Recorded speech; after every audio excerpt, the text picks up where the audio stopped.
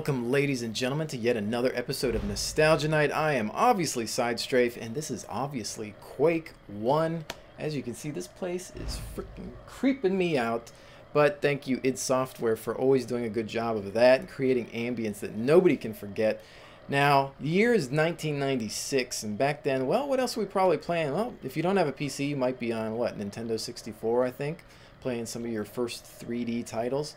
Diablo's out and about. Maybe Diablo 2 is even out, I think, in 95. I'm not sure.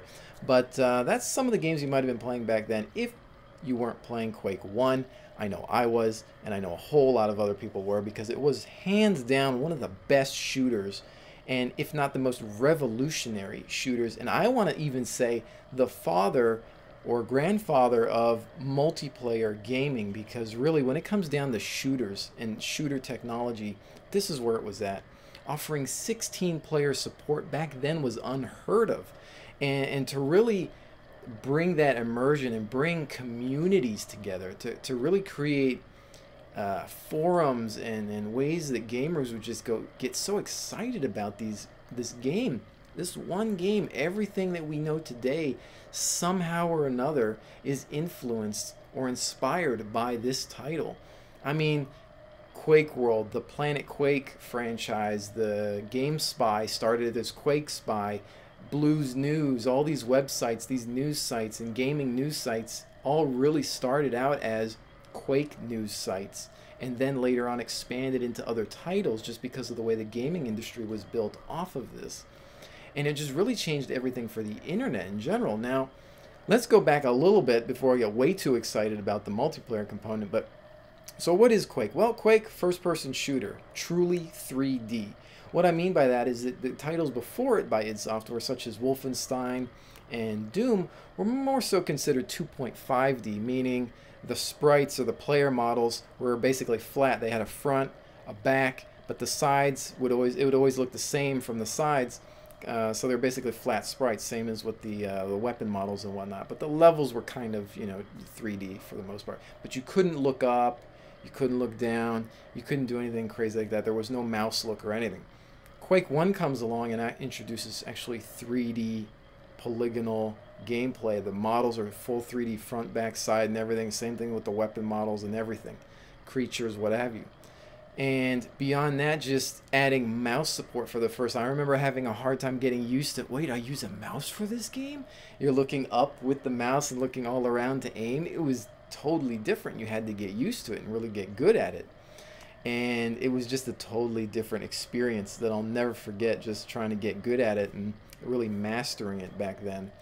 And beyond that, so even further back, story-wise, didn't really have one. If you look at the manual, there's maybe a front little page of the booklet that offers some sort of storyline. It doesn't make a whole lot of sense. You're like some special forces guy out to go do a mission by yourself, and it's kind of weird because you start out with like a shotgun and you just go off and that's all there is to it. Beyond that, each of the chapters almost feels so different that you almost feel like you're playing a different game each chapter. So it was really kind of weird in that respect. But you know what? Back then, story didn't matter. It was just about having a shooter with guns and cool monsters and creepy maze-like levels. And that's what id Software was always good at, and they provided it, definitely.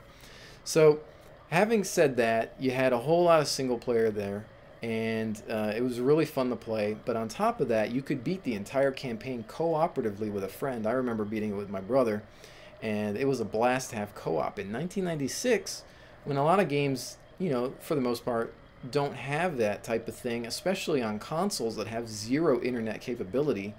On the PC, that's pretty much where it was at, with things like Diablo and whatnot. It was all about getting into this multiplayer environment, and Quake provided it. Now, beyond the co-op, we're talking Deathmatch. Deathmatch was where it was at. Then Team Deathmatch, out of the box, 16-player support. Unheard of back then, to be able to play on analog modems with 16 people. Now, it wasn't perfect. Our pings were horrible. They were downright terrible. And we basically had to learn the lag shoot and deal with it. And then later on came the advent of client-side prediction and whatnot, and Quake World, and things got a little smoother, but it was still not perfect. And we would basically have to pray that there were servers located nearby that you could hop on and get a decent ping. But it's funny how spoiled people are today with their high-speed connections that don't realize where things started. And for example, I don't think I even had broadband until Quake 2 showed up, a couple years later. So that's how difficult it was, and it was basically a battle of the LPBs versus the HPBs, and that stood for low ping bastard or high ping bastard, and you were one of those. And if you were a LPB, you probably had like a college connection, because that was really usually the only people that had low or high speed connections back then. But the game was so good, we dealt with it, and it was still fairly playable. And it was just a great time to be able to play those single player levels and extra multiplayer levels online with friends and just frag the crap out of each other. And beyond that, now, what else did we have that made Quake revolutionary? Mod support. Probably the largest modded game I can ever think of in terms of a game that basically lived off of the mods and the community. Now, with Quake 1, we're introduced to a team called 3Wave, and they invented Capture the Flag. Now, I'm not going to say they're the first people to invent Capture the Flag in a video game, but in my opinion, they did it the best. And we see items turn into capturable, objects basically, and then later turn into actual models of flags, and eventually new levels created specifically for this game mode.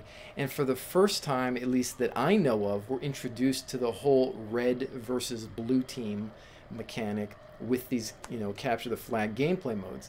And this is when it all started for me, and it was just very well done and incredibly exciting to play this type of mode where we actually have to capture flag, incorporate offensive team tactics and defensive tactics, and really work well as a team together. And this was the first time I can recall this type of gameplay.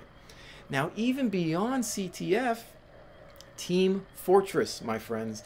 Team Fortress, you all know Team Fortress 2.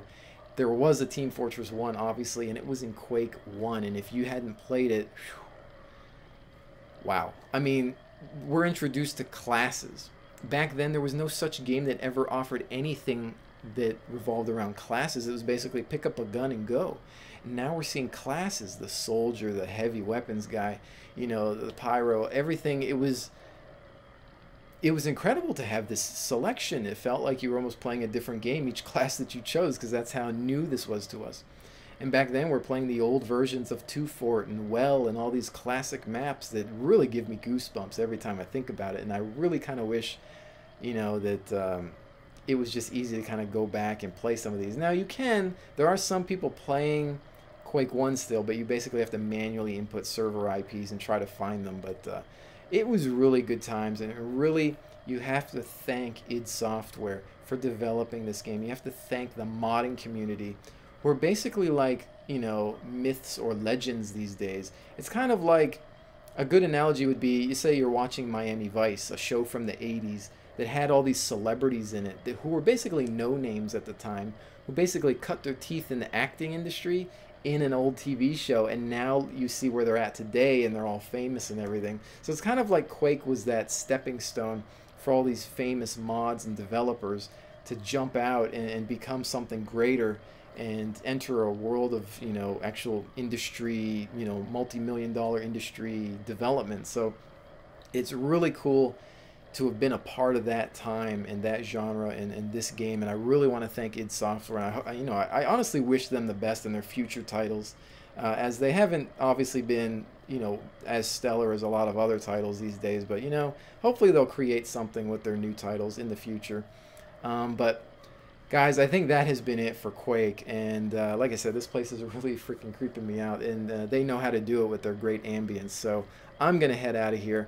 I hope you enjoyed this episode of Nostalgia Night. Don't forget to comment, like, subscribe. Definitely, I need your feedback. Let me know what's going on. Share this with your friends and your family and whoever, and let them know about Quake 1.